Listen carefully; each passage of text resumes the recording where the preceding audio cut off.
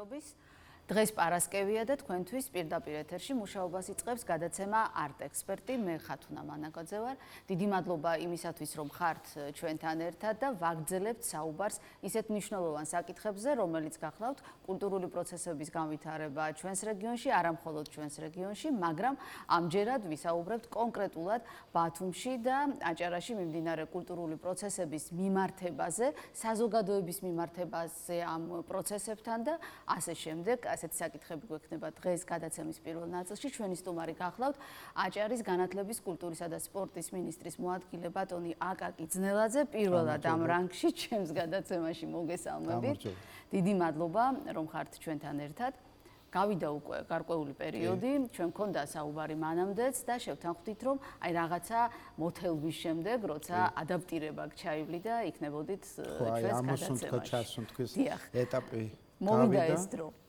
პირველ რიგში მინდა მოგილოცოთ დირექტორი, ახალი დირექტორის არჩევა და უსურვებ აჭარის ტელევიზიას იყოს დამოუკიდებელი და მრავალფეროვანი. ეგ არის ჩემი მადლობთ, მე ვფიქრობ, დამოუკიდებლობის და მრავალფეროვნების შენარჩუნება და გაგრძელება იქნება შესაძლებელი და ვაგრძელებთ ახლა საუბარს რა ხდება.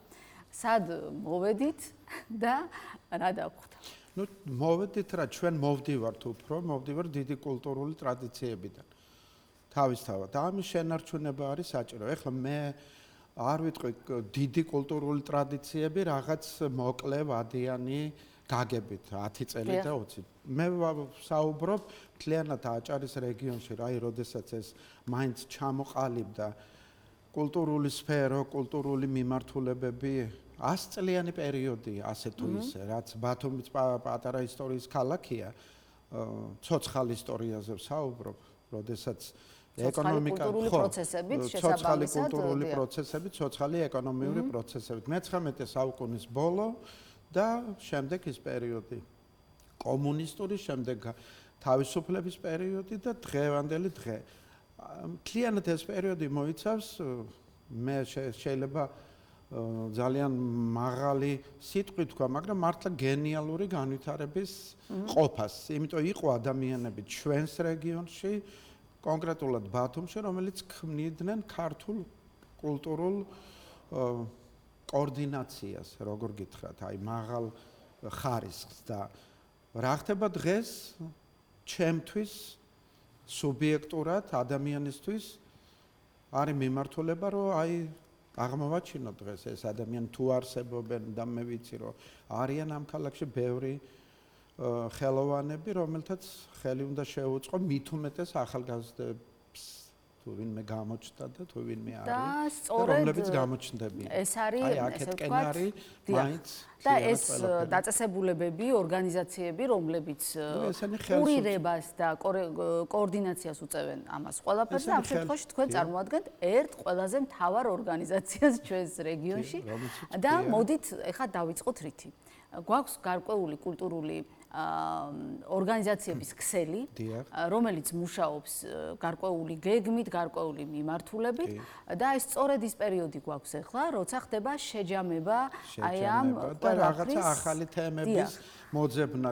არ შეიძლება ისე, როგორც გრძელდებოდა აქამდე, ეგეც არის რაღაც პრობლემატური და უნდა გამოვინახოს აი ამ ორგანიზაციების ქსელში რაღაც მიმართულება, რომ განავითარებს უფრო მაღალ ხარისხში იმას, რაზე ჩვენ საუბრობდით. ეგ ეხლა არ არის ეფემერული, უნდა დაუბრუნდე მან. არ შეიძლება ისე, როგორც იყო. ხო, არ შეიძლება ისე, მე არ მინდა ეხლა ძალიან ისე მაღალფარდოვანი ფრაზებით ვისაუბრო, მინდა კონკრეტიკა შევიყვანო იმ მიმართულებებში, რასაც განსაზღვრავს ის კულტურული ერთეულები, რომლებიც ჩვენს ქალაქში არის. ეს არის მუსიკალური ცენტრი, ეს არის სამუსიკო სკოლები, ეს არის დრამთეატრი, კულტურის და ხელოვნების მერის ცენტრი. ეს ყველაფერი ერთმანეთში არის გადამული და არც მინდა გამოვაცალკევო აი მუნიციპალიტეტზე დაქვემდებარებული კულტურის სფეროს მუშაკები და ორგანიზაციები და აჭარის განათლების, კულტურისა და სპორტის სამინისტროში დაქვემდებარე. ეს არის ერთი მთლიანი ორგანიზმი და ყველა თავთავიანთ ადგილზე საჭიროებს განვითარებას და ხელშეწყობას. ჩვენი მიზანი რა არ შეიძლებოდა აქამდე რაც იყო. ხო, აი თქვენ დამიჭირეთ, არა, მე არ გაურბივარ ამას, მაგრამ არა, ხო, არ გაურბივარ. ამაზე მაინც ვისაუბრებთ, იმიტომ გვაქვს დრო. არის თემები, რომლებიც საჭიროებს უკვე ახალ ხედვას. მე მაგალითად ვარ ადამიანი, რომელიც ყოველთვის ამბობს, რომ ხელოვნება უნდა იყიდებოდეს. ხელოვნებამ შემოქმედებითად უნდა დადოს შედეგი, მაგრამ მატერიალურადაც უნდა აისახოს შემოქმედებისთვის და თუნდაც ორგანიზაციისთვის. თეატრი, მუსიკალური ცენტრი, ანსამბლები და ასე შემდეგ. მუზეუმები თუნდაც სიპებია და იქ ხალხი შედის თავიანთ ეკონომიურ მატერიალობას გასცემენ, ნახავენ მუზეუმს და მუზეუმში არის შემოსავლები და არის კიდე სხვა მიმართულებები ძალიან ადვილად და მარტივად შეიძლება უფრო მეტი შემოსავალი იყოს, უფრო მეტად გაიყიდოს ხელოვნება და უფრო მეტად ეკონომიკაშიც მდგრადად იყოს სიტუაცია. ჩვენ ამ თემაზე გვისაუბრია ადრეც, სხვათა შორის, როცა იყავით მხატვრის რანგში მოსული, საუბრობდით ამ მიმართულებით მხატვრებზე და დიახ, ეს ყოველთვის იყო დომინირებადი საკითხი, მაგრამ როგორ წარმოგიდგენიათ, არა მარტო ამ მიმართულებით, ეს ერთი ძალიან მნიშვნელოვანი და საინტერესო მიმართულება ამის ამუშავება, ესე ვთქვათ, გარკვეულ სეგმენტებში, მაგრამ რა არის კიდევ აუცილებელი გარდა იმისა, რომ ჩვენ საუბრობთ, თქვენ უკაცრავად ამაში გულისხმობთ, რომ თავისი თავი უხეშად რო ვთქვათ, უნდა არჩინოს. ძალიან რთულია აქეთკენ წასვლა, მაგრამ მაინც აქეთკენ უნდა წავიდეთ. აქვს ამის პოტენციალი დღეს. პოტენციალი, იმიტომ სერიოზული შემოქმედები არიან და სერიოზული მაღალი ხარისხის შემოქმედე ბით არის დაკომპლექტებული ეს ორგანიზაციები. მე ახლა ცუდი სიტყვა დაკომპლექტება, როდესაც პიროვნებასთან და ადამიანთან შემოქმედზე ვლაპარაკობ და აი ამ შემოქმედით დაკომპლექტებული, მაგრამ არიან ცხოვრობენ ესენი ამ ორგანიზაციებში, იქ მღერიან, იქ ხატავენ, იქ მსახიობობენ და არის ეს პოტენციალი, მაგრამ არ არის აი ის გზა როგორღაც მდგრადად არჩეული, რომ ეს შემოქმედება უნდა გაიყიდოს. ანუ ამ შემთხვევაში ჩვენ საუბრობთ ერთ მომენტზე, ალბათ, მე ესე გავიგე, რომ არ არის კონკრეტულად გამოკვეთილი სტრატეგიული გეგმები, სტრატეგია ამა თუ იმ ორგანიზაციის. კონკრეტულად გამოკვეთილი სტრატეგიული გეგმები არის მოცემულობა უკვე. აი ჩვენ საუბრობთ ევროპაზე, ჩვენ გსურს ევროპა, მაგრამ როგორც ხოვრს ევროპა კონკრეტულად ხელოვანთათვის, ეგ ცოტა ჩვენი ხელოვანთათვის ცოტა მისაღები არ არის. არა მხოლოდ ხელოვანთათვის, ზოგადად, მაგრამ კონკრეტულად ჩვენ საუბრობთ შემოქმედ ადამიანებზე. იქ სულ სხვა სამყაროა.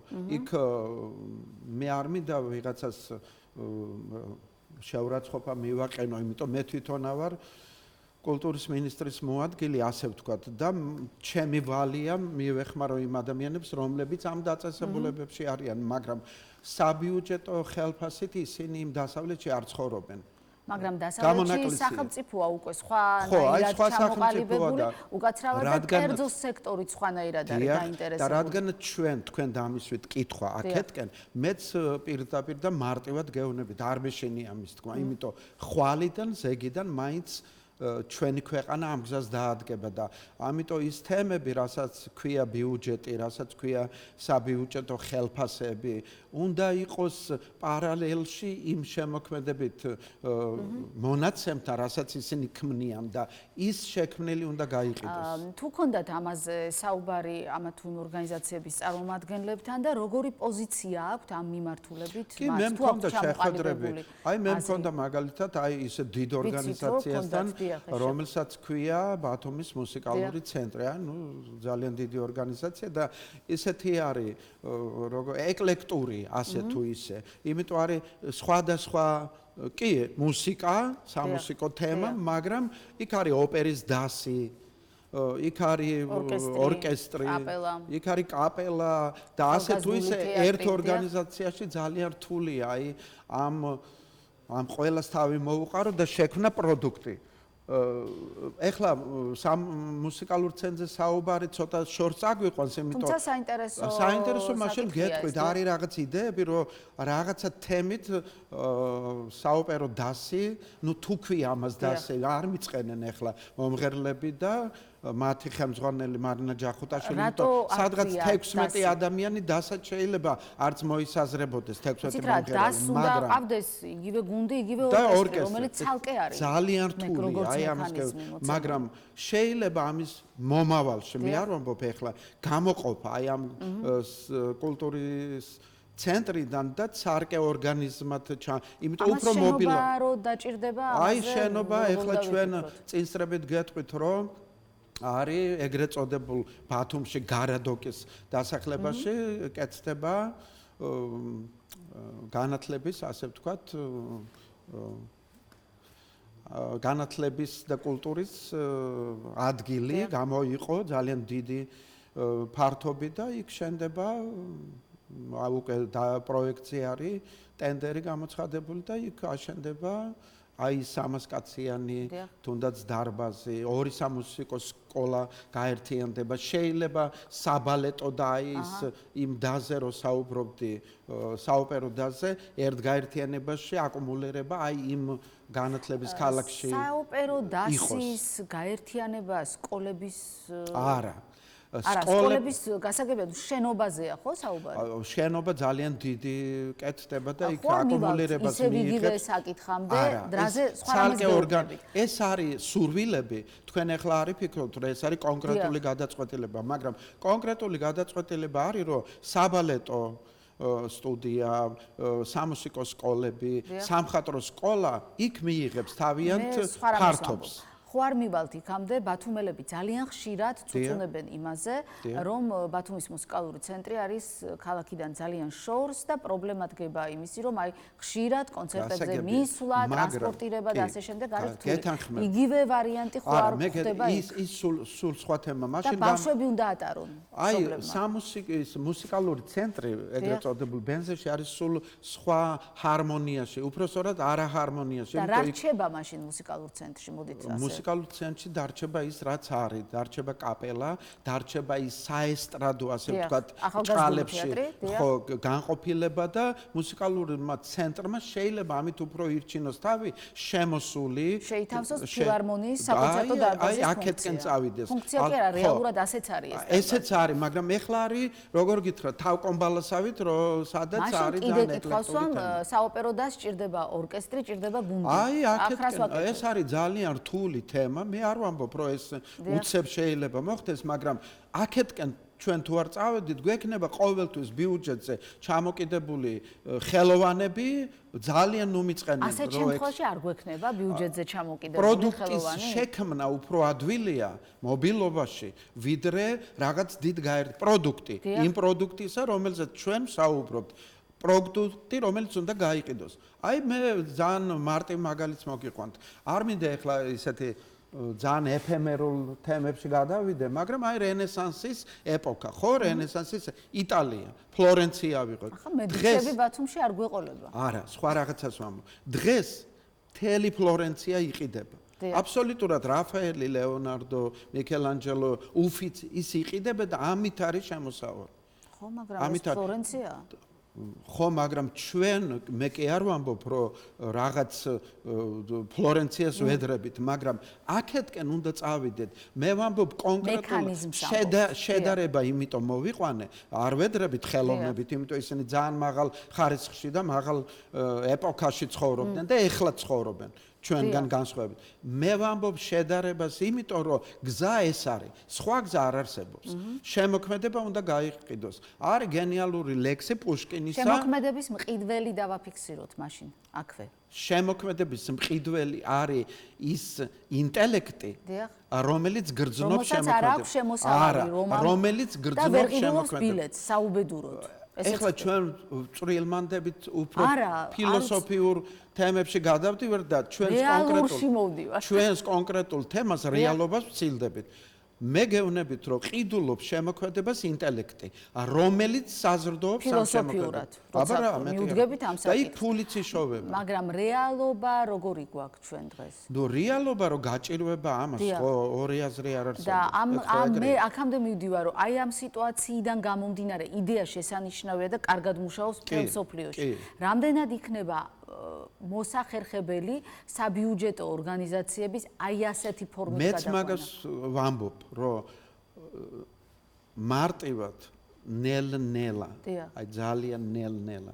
მაგრამ ამას ქვია იჩქარე ნელა, ხო? ამას ქვია არა? ზუსტად. ამასობაში მატყობინებენ რომ ჩვენ ერთად კიდე ბევრი გვაქვს ალაპარაკო და გადავიდეთ სხვა საკითხებზეც. აი ნელ-ნელა, იჩქარე ნელა, უნდა წავიდეთ ამ გზით. სხვა გზა არ არსებობს. შემოქმედება რაც კეთდება, კარგია თუ ცუდი და მე ვფიქრობ რომ კარგი აუცილებლად უნდა გაიყიდოს. ეს არის ძალიან ორჯერ 2-4-ია, როცა აქამდე გვაქვს უკვე ნაბიჯი გადადგმული. თეატრში მე ვიცი რომ ეხლა ჩემს შემდეგ ბატონი ანდრო ენუქიძე იქნება სტუდიაში და აი მინდა ვთქვა რომ აი თეატრში ყველამ უნდა იყიდოს ბილეთი. აი აბსოლუტურად აი ეგ არის აქეთკენ უნდა წავიდეთ.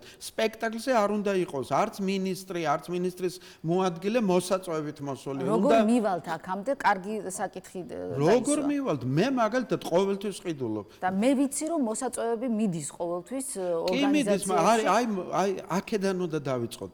იმ გზიდან, აი იმ ნაბიჯიდან ანდროს რომ არ გამოაგზავნოს განათლების და კულტურის სამინისტროში. შეიძლება რაღაც განსაკუთრებულ ამას ექნება ნიშნულობა. შეიძლება განსაკუთრებულ მომენტში ვიღაცას გაუგზავნონ, მაგრამ ბათუმელებმა განსხვავება არ არის. ვიღაცა რაღაც პოსტზე ზის, ვიღაცა დაბალფენა, მაგრამ უნდა იყიდოს. უნდა კითხოთ აუცილებლად მალე დავამთავრებ ჩვენ უკვე დრო გვეწურება. ძალიან მნიშვნელოვანი პრობლემა არის მაღალმთიანი აჭარის დავუშვათ მე მუსიკოსი ვარ და მაწუხებს მუსიკალური კულტურის განვითარება იმ მაღალმთიან რეგიონში. არა მაქვს ლაპარაკი ფოლკლორის კვლევაზე და ფოლკლორთან მუშაობაზე, რომელშიც ძალიან აქტიურად არის ჩართული საბედნიეროდ ფოლკლორის ცენტრი, საქართველოს ბრავალხმიანობის ცენტრი და გალობის ფოლკლორთან დაკავშირებით, რომ კონკრეტულად აჭარის განათლების, კულტურისა და სპორტის სამინისტროს აქვს ექსკლუზივი პროგრამით გათვალისწინებული, რომ ის ახალგაზრდები, ის ანსამბლები ზემომთიან აჭარაში, ქობულეთის მუნიციპალიტეტში, ბათუმში 60 უკერავ. ეს პროგრამა ძალიან მნიშვნელოვანია. ეს არის მთელი საქართველოს ზოგად ქართული სახელმწიფოს მასშტაბით, მხოლოდ აჭარის ავტონომიური რესპუბლიკა. ეს არის ძალიან კარგი პროგრამა, მაგრამ მე მაინტერესებს როგორ განვითარდება და როგორი ხედვები და გეგმა გაქვთ ამ რეგიონებში, დაუშვათ კლასიკური მუსიკალური განათლების, სახვითი ხელოვნების მიმართულებით და საერთოდ ზოგად კულტურული განვითარების კუთხით. ეხლა მე წინსწრებით არ მინდა ვთქვა, იმიტომ ეს სხვა შორის ეს არის ქალბატონ მაია ხაჯიშვილის ინიციატივა, ნუ შემიძლიათ წინსწრებით გავამჟღავნო, რომ არის რაღაც თემა აი იმ სკოლებში, რასაც ქვია რაიონების სკოლები, ხო? შედის აპარატურა სამუსიკო სკოლებზე გვაქვს ლაპარაკი. არა, სკოლები, რომლებიც აჩვენებენ რაღაცა პროცესით თავიანთ ხელოვნებას და არჩევის გზით ან კონკურსის გზით შეიძლება სახელმწიფო მომავლისთვის და ძალიან მალე დააფინანსოს მაგალითად ბენდი სკოლაში. უყიდოთ აპარატურა. ეს არის აი მოთელვითი თემა, მაგრამ მე ძალიან მიხარია რომ ეს მე სიამოვნებით შევხვდებით მომავალ წელს და უკვე ვისაუბროთ ალბათ საგანმანათლებლო სახელოვნებო მიმართულებაზე, იმიტომ რომ ეს არის ერთ-ერთი ყველაზე აქტუალური საკითხი. სამწუხაროდ ჩვენი დრო ამოიწურა, თქვენ ძალიან საინტერესო და აქტიური რესპონდენტი ხართ და ამიტომ ისე გადის დრო. საბედნიეროდ თუ სამწუხაროდ, მაგრამ ჩვენ შევხვდებით აუცილებლად და ვისაუბრებთ ამ საკითხებზე. დიდი მადლობა იმისათვის, რომ იყავით ჩვენთან ერთად. ჩვენს მაყურებელს შევახსენებთ, ჩვენი სტუმარი გახდათ აჭარის განათლების, კულტურისა და სპორტის მინისტრის მოადგილე ბატონი აკაკი ძნელაძე. მე რამდენიმე წუთში ახალ სტუმართან ერთად შემოგიერთდებით.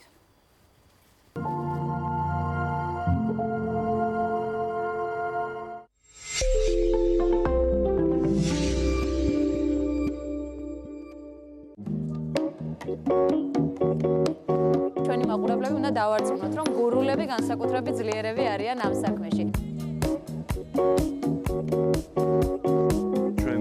დავიბარებთ აი არასტანდარტულ ხილს.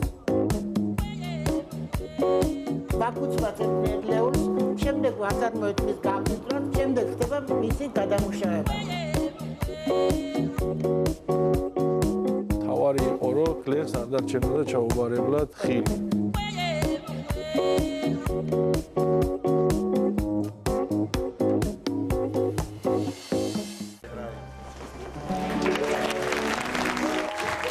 არიანა გაქრა. რა? შინაგან საქმეთა სამინისტრომ და მოსამართლემ ბავშვის უფლებების დაცვის მიზნით გადაწყვეტილება მიიღო, რომ არასრულწლოვანი მაკალუზო არიან და ოჯახს ჩამოაცილოს. არაფერი დაუშავებია. შეიძლება ასე წაიყვანოთ ადამიანი.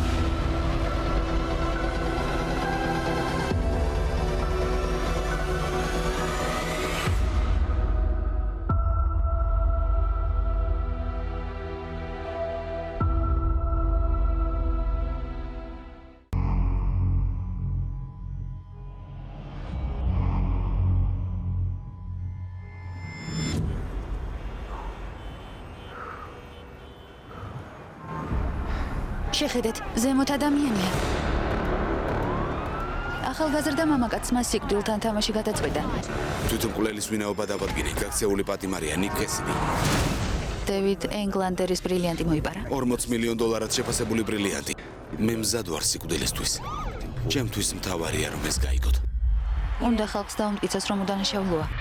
ნიკ, ხედავ? ნიკ, აქ რაღაც ხდება, რაც გეგმაში არ გქონია.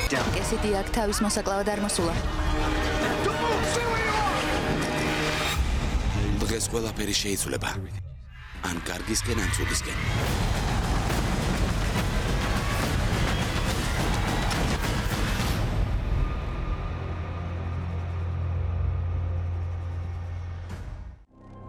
ახლა დიდი ალბათობით კორლეონეს წევრები და გაქცეულები დიდომს წამოიწყებენ, ან შეთანხმებას მიაღწევენ. სიმართლე კი ისაა, რომ კოზა ნოსტრამ უნდა შეინარჩუნოს ძალაუფლება. თქვენზე უკეთესი არავინაა. თქვენ შეძლებთ იმის დადგენას, თუ ვინ მოკლავაურია, ვინ შეუკვეთა და რატო. ესენი დაბრუნდებიან დიდი ფულით, ძლიერი იარაღით და კარგად იციან, რა სურთ.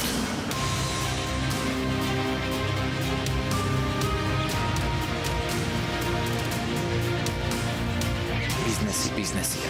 საქმეებს მიხვედოთ წარსულში ყურება, არავის არ გია.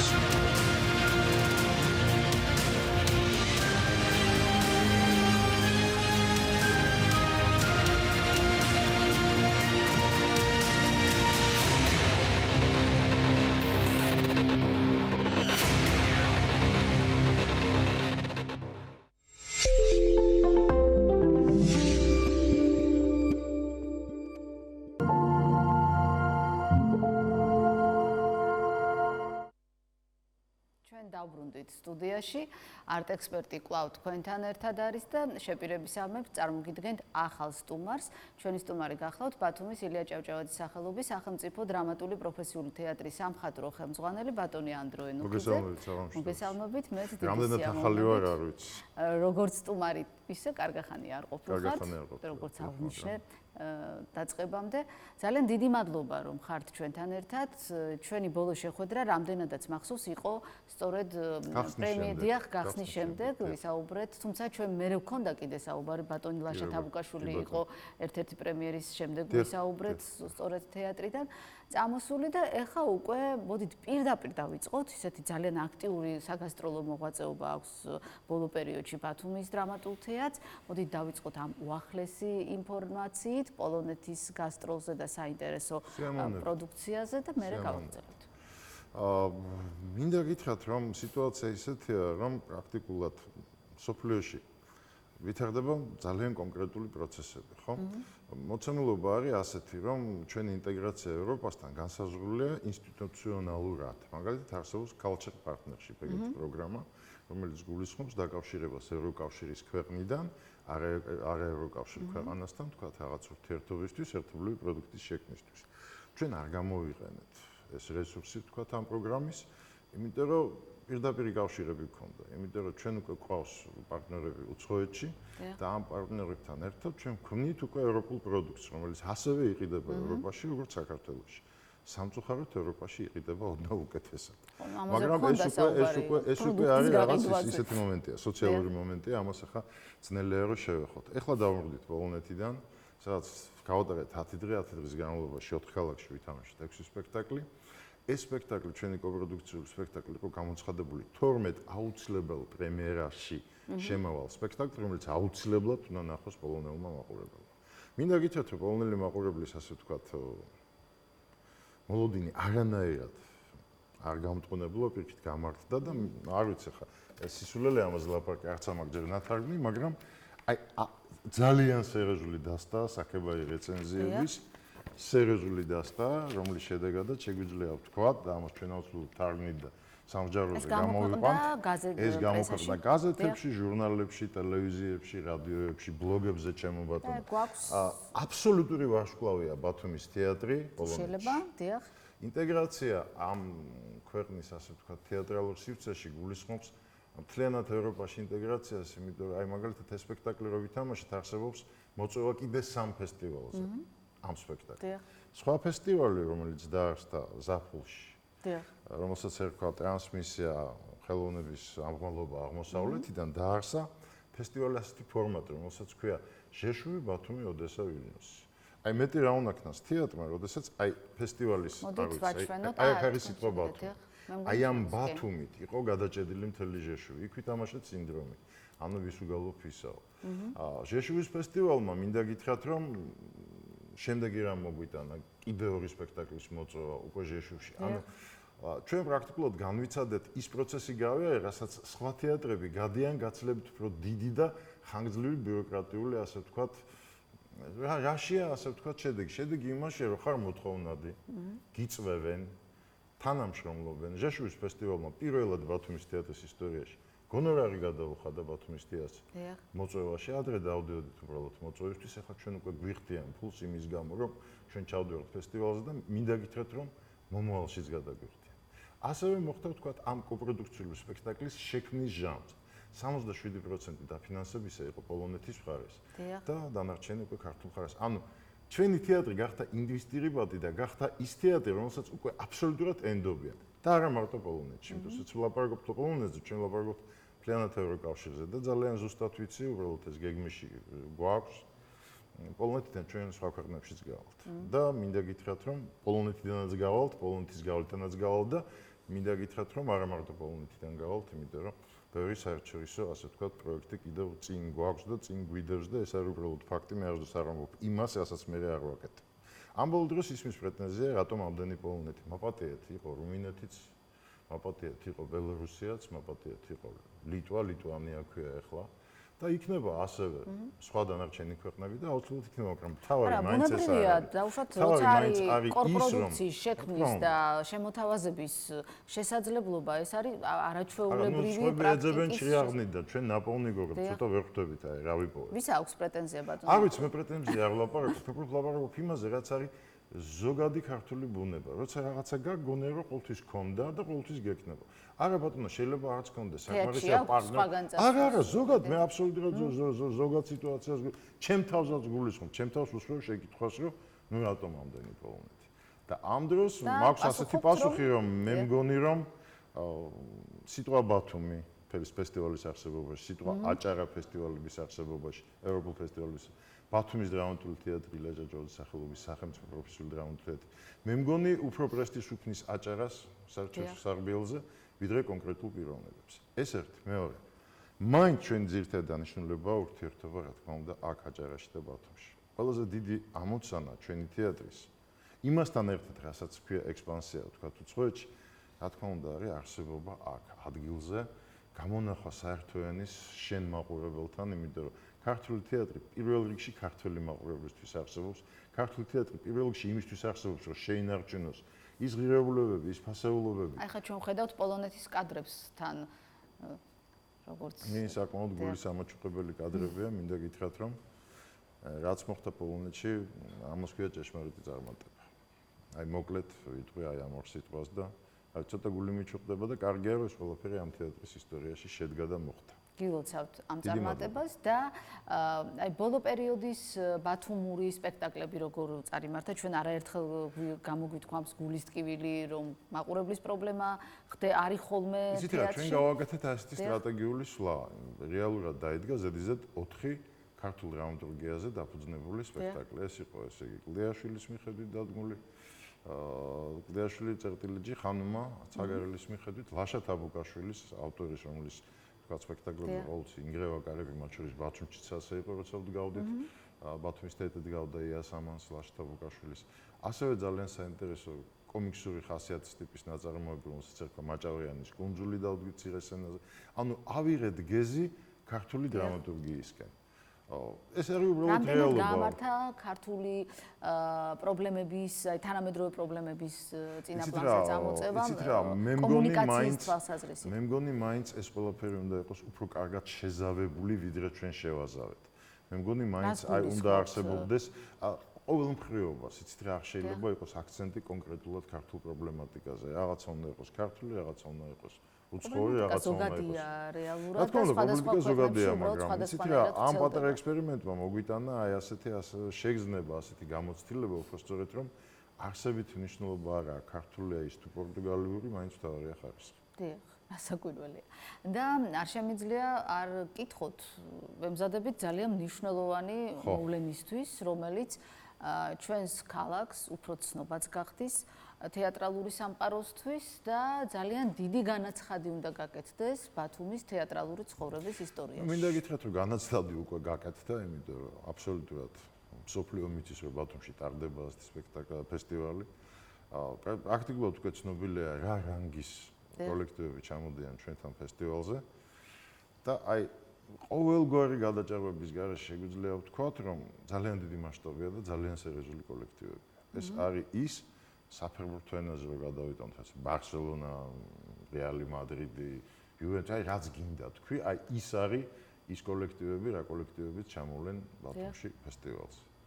შესაძლოა იყო რომ სხვა ჩვენს ეს კოლექტივები ყოფილიყვნენ გაცლებით მეტი, მაგრამ ამ სახელმწიფოში ბევრი პრობლემაა და მე მინდა სახელმწიფოს გულწრფელი მადლობა უთხრა იმაში, რომ სახელმწიფომ თავისი წილი მოვალეობისა გადაიხადა და შექმნა ეს პრეცედენტი, შექმნა ის, რასაც ქვია ბათუმის თეატრალური ფესტივალი საერთაშორისო. მე ძალიან კარგად მახსოვს თბილისი იმ თეატრალურ ფესტივალებამდე, რომლებიც დაიწყნენ 90-იან წლებში. გიფტამდე, მარჯანიშვილის თეატრში თბილისის საერთაშორისო თეატრალური ფესტივალის ჩატარებამდე. ეს იყო ახალგაზრდა რეჟისორების სახელობის თაობა, რომელსაც ყველაფერი იცოდნენ ან YouTube-დან, ან აი რაღაცა გაგონილით. აი პრაქტიკულად ანეკდოტურად. თავისთავად ის ფაქტი, რომ სოფლიოში სერიოზული კოლექტივები ჩამოდიან და თუნდაც წელიწადში ერთხელ ან ორი ფესტივალის შემთხვევაში ორჯერ გიჩვენებენ თავის ხელოვნებას, გზდის და გაყალიბებს. ეს არის აუცილებელი პროცესი. როგორც შიდა მოხმარებისთვის, მე გულისხმობ თეატრალურ სკოლას, როგორც ასეც. ასევე გარემოხმარებისთვის. თქვენ გონიათ, მაგრამ თეატრი უნდა გაიზარდოს? მაყურებელიც ასევე უნდა გაიზარდოს, რა თქმა უნდა. თეატრთან უნდა იზრდებოდეს მაყურებელი უნდა ზრდიდეს თეატრს და თეატრი მაყურებელს. აი ამ პროცესისთვის აუცილებელი იყო აჭარაში ამ ასე ვთქვათ ძალიან დიდი პრეცედენტის დაშვება და სტრატეგიულად დავსახეთ ასეთი ამოცანა, რომ აი პირველი ფესტივალი უნდა იყოს საეჭვო ექსპერიმენტების მიღმა მდგარი. ანუ რას გულისხმობ? აი საინტერესოა, მარგინალურია. აი მოდი ასე ვცადოთ, აბა ვნახოთ ასეთი ხელოვნებაც. აი აქ უფრო ჩვენ აი ესე იგი ცენტრისტული პოზიცია დავიკავეთ და აი რაზეც კივიან, მაგალითად გერმანიაში ის დავყატიშეთ. რაც აბსოლუტურად გაყიდვადია, ვთქვათ, ევროპაში ესპინოზას, ვთქვათ, აი ის მისი აი ეს ჯადოსნური ხელოვნებური, აი სახელოვნებო, აი რა ვიცი, აი ალადინს გავს რა, უბრალოდ არა აქვს ის ჯადოსნური ლამპა. აი ფანტასტიკური მოვლენაა და მოვლილი აქვს უამრავი ფესტივალი. ეგრეთ წოდებული No Gravity. ეს არის იტალიური კოლექტივი, რომელიც ამ ბოლო დროს უქმნის ძალიან დიდ კონკურენციას უცნობილეს Cirque du Soleil-ს. ახლა Cirque-ს ვამბობ, მაგრამ არ მინდა რომ ვიღაცა მიფიქროს, რომ არის ამ თეატრალური ფესტივალი დაახსეს და Cirque-ს პატიჟებენ. არა, ეს არის, ასე ვთქვათ, ასეთი სინთეზური ჟანრი, სადაც არის ესე იგი თეატრალიზებული პრაქტიკულად ყველა სახელოვნებო ელემენტი. ამას ერთვის ძალიან საინტერესო ახალგაზრდული სპექტაკლი, რომელიც ჩამოდის პოლონეთიდან და ქვია მგლების ერთგული ხროვა. ჩამოდის ასევე განსხვავებისთვის. დოსტოევსკის ეშმაკნის მიხედვით შექმნილი სპექტაკლი. ჩვენი მეზობელია ბატონო თურქეთი და ძალიან საინტერესო შემოქმედი, ძალიან საინტერესო სპექტაკლი ჩამოდის, რომელიც გოგოლის შინელის მიხედვით თამაშობს სპექტაკლს. ეს არის, ასე ვთქვათ, ჩვენი საერთაშორისო პროგრამა, აი ამ ბერლინერ ანსამბლის მედიასთან, 7-ში 8-ში ბერლინერ ანსამბლის სპექტაკლებია. შემდეგ გრძელდება, ესე იგი, 13, 15, 16, 17, 18 და 19 და 20. აი 9-დან 11-ის ჩათვლით ასის ეგრეთ წოდებული აჭარული შოუ-კეისი, სადაც მოწვეული სპეციალისტები, ასევე ძალიან სერიოზული სეგმენტია, ასე ვთქვათ, ჩვენი ფესტივალისა. პროდიუსერები, კულტუროლოგები, კრიტიკოსები იხილავენ ჩვენ სპექტაკლებს, აჭარაში მოქმედი თეატრების სპექტაკლებს. შეიძლება ის დაგვარად ამზე დაწერენ, დაპატიჟებენ თუ დასაპატიჟებლად ჩათვლიან და ასე ვთქვათ, ამ ფესტივალს ექნება იმ ცდელობა, რომ აი კიდევ ერთი ფანჯარა გაიჭრეს იმასთან, რასაც ქვია ევროპული ძალიან მნიშვნელოვანი დღეები გველოდება, როგორც ხედავ, ბილეთები უკვე იყიდება თუ დაიწყო ბილეთების გაყიდვა და ადგილზე ალბათ თეატრის რა თქმა უნდა თეატრის სალაროშიც ფასები არის ინტეგრირებული, მინდა გითხრათ, რომ უფრო დაბალი ფასებია ვთქვათ, ვიდრე თბილისში. და არის გვერდზე ინფორმაცია დევს უკვე ყველა სპექტაკლის მე ვფიქრობ, რომ ხვალანზე ყველანაირი ინფორმაცია ის ტენდერში გამარჯვებულმა ფირმამ სივცემ მოიგო ასე ვთქვათ ტენდერი სპექტაკლების გაშუქებაში, ფესტივალის გაშუქებაში. დღეს უნდა ვნახო კატალოგის პროექტი საბოლოოდ და უკვე წავა ბეჭდვაში, რაც შეეხება ინტერნეტ ასე ვთქვათ წვდომას, ის იქნება აბსოლუტურად ხელმისაწვდომი, აი ბუკვალურად მე ვფიქრობ, მომავალი პარასკევისთვის უკვე შევძლებთ ამ კონკრეტული ინფორმაციის მიწოდებას მაყურებლისთვის. დიახ, არა, უბრალოდ მე შევძლებ პარასკევს.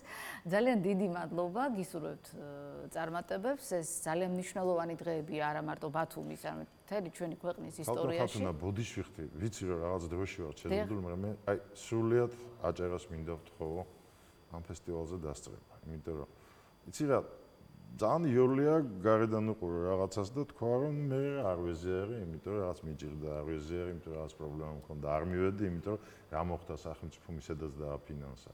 არა, იცით რა, ეს მართლა ყველა საქმე უნდა იყოს და როდესაც ჩვენ ვამბობთ იმას, რომ აი ამ სოციალურ კონკრეტულ ვითარებაში, რა სოციალურ კონკრეტულ ვითარებაში ვიმყოფებით ჩვენ სულ ყველანი, ჩვენ გადავარჩენს კონკრეტული საქმეები და ეს არის ძალიან მაღალი კლასის კონკრეტული საქმე. აჭარასთვის ძალიან მნიშვნელოვანი და საჭირო. არა მარტო აჭარული ხელოვნებისთვის, არა მარტო აჭარული კულტურისთვის. აი ელემენტარული ფესტივალი ვთქვი და აქ წერია უკვე ბათუმი. ერთსალ ფესტივალზე ლაპარაკობთ. ეხლა ასეთ ფესტივალს ვაკეთებთ ბათუმში. ეს ფესტივალი აუცილებლად უნდა გახდეს ტრადიციული, აუცილებლად უნდა გახდეს ისეთი, როგორიც უნდა გახდეს. არ არსებობდა ინფრასტრუქტურა თეატრალური ამ ქალაქში, გაჩნდა ქართულ ფონდის მადლით და შეწევნით. გვაქვს ფანტასტიკური თეატრი. აქ ნებისმიერმა თეატრმა შეიძლება ითამაშოს ნებისმიერი ხასიათის ნაწარმოები. ფანტასტიკური ქალაქია. ღვთით დალოცვილი ბუნები.